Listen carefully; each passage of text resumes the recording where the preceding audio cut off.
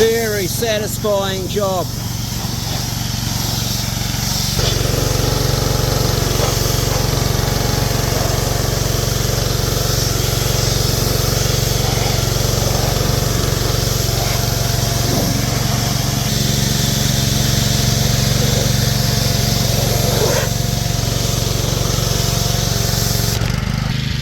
How you going, brothers and the occasional sister? There's something very, very satisfying about water blasting. And there are actual YouTube channels that feature just water blasting, just that alone, and they make hundreds of thousands of views. There's something in the human psyche about cleaning shit away.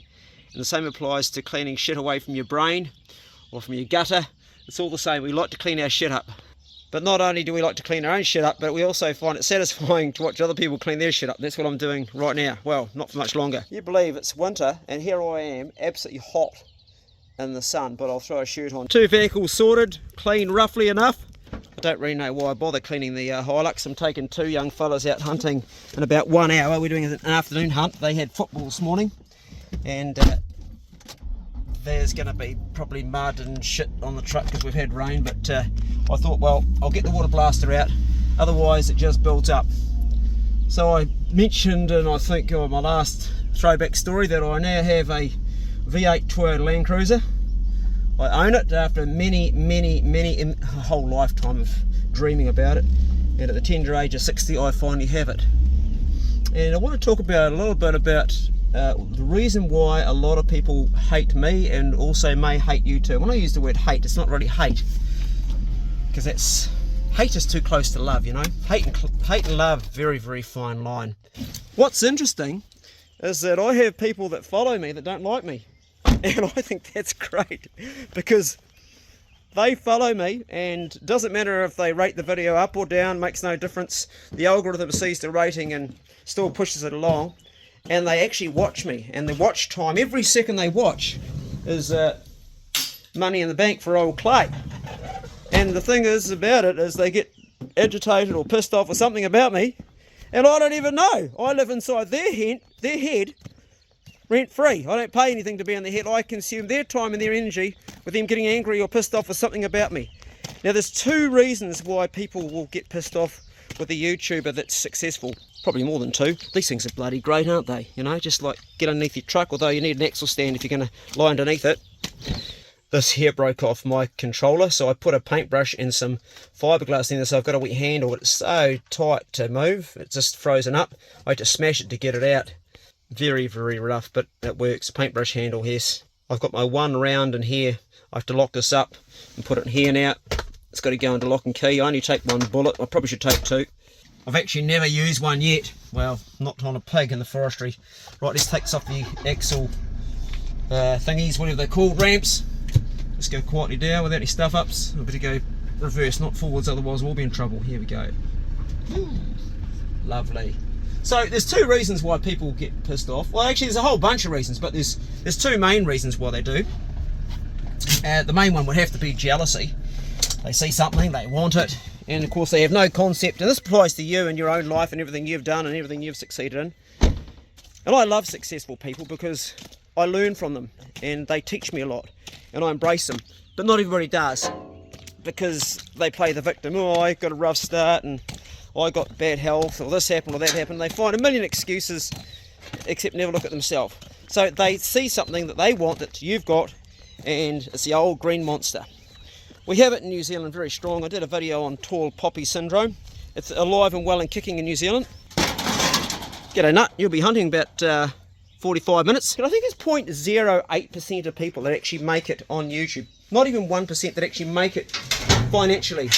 That they can survive and have a good income. That's a tiny percentage. So your fail rate's 99%. So not everybody can do it.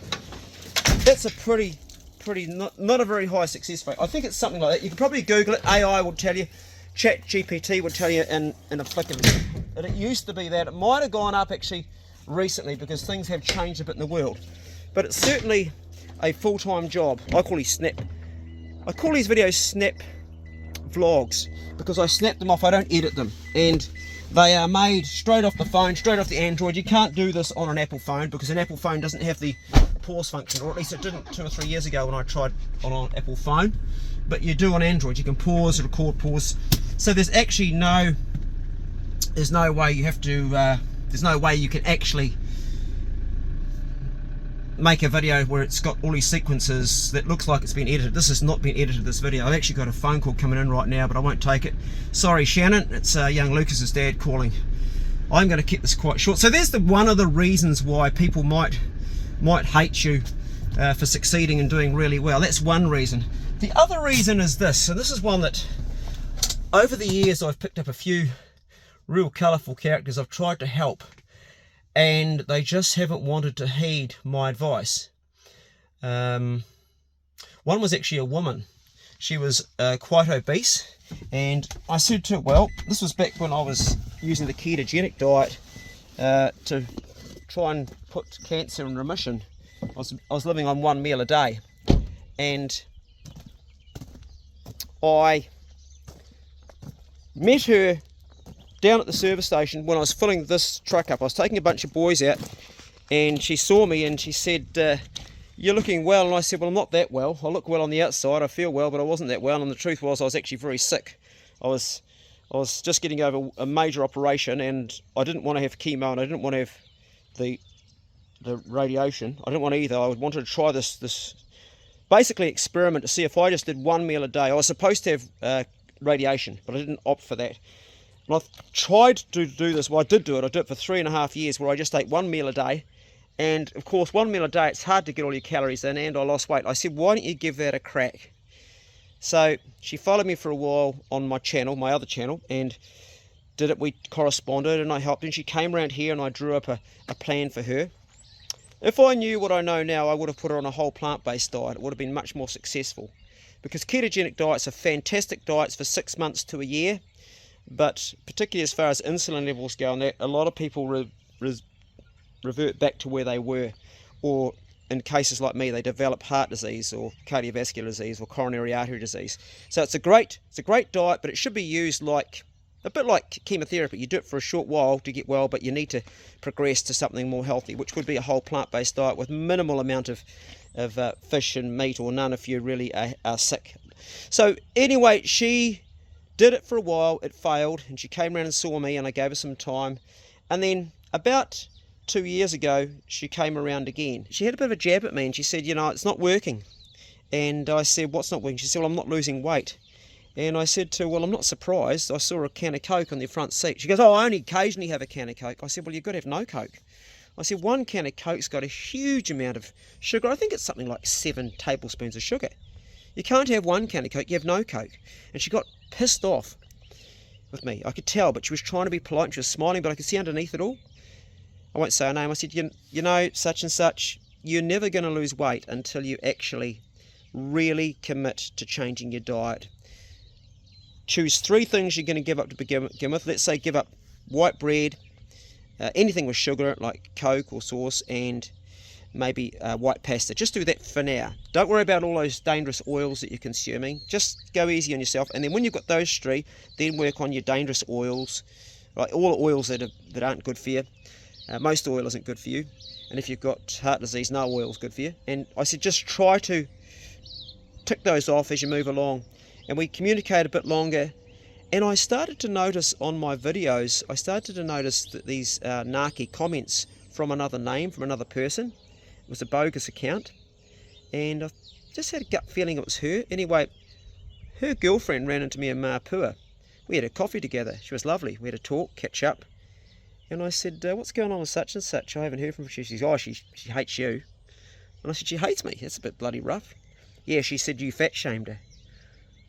I said, I fat shamed her? I said, I never ever fat shamed her. I helped her, or I tried to assist her. She said, no, you told her that she was always going to be fat. No, that's not what I said to her. I said, so long as you aren't prepared to give up the cause of what's making you, you will always be overweight. I didn't use the word fat. And that's the reality of it. That's the reality of it. So the people that are going to dislike you are the jealous ones and the ones that don't want to hear the truth about the changes they've got to make. Whether it's losing weight, whether it's becoming financially more secure, they don't want to hear about the hard work. They don't want to hear about the bitter you've got to swallow first to have life sweet later on. And that's the reality of life. Bitter now, sweet later on. Same food. Don't eat the sweet stuff.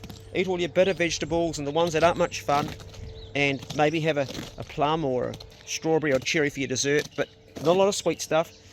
Do the hard grind in the gym, or the hard grind in the hills where you're hunting first to bring home the meat and have the sweet later. It's hard now, and life's easier later on. It's as simple as that. It's like, do your work before you play. Right, I've got to bugger off because I've just got a call and a message come from Lucas's dad, and Lucas wants to come too. Yes, Lucas, you can come. I'm going to do this. That means 3 boys I'm taking now. I've got to get this truck loaded. Have a bloody good day, brothers, and the occasional sister. Bloody collars. This is what it looks like if you're a pig hunter. You know, there's a whole pile of them on the floor charging. Green's going, green's good.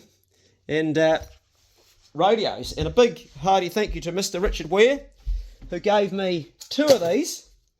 But one of the young fellas lost the other one on the first time I took him out in the bush over at Waihopai Valley. So I need to get another one, but I have got a smaller one. Right, punch out the day, brothers, and I'll see you in the next Bro Check Club video. Right, sort this shit out. I need my gun too. See ya.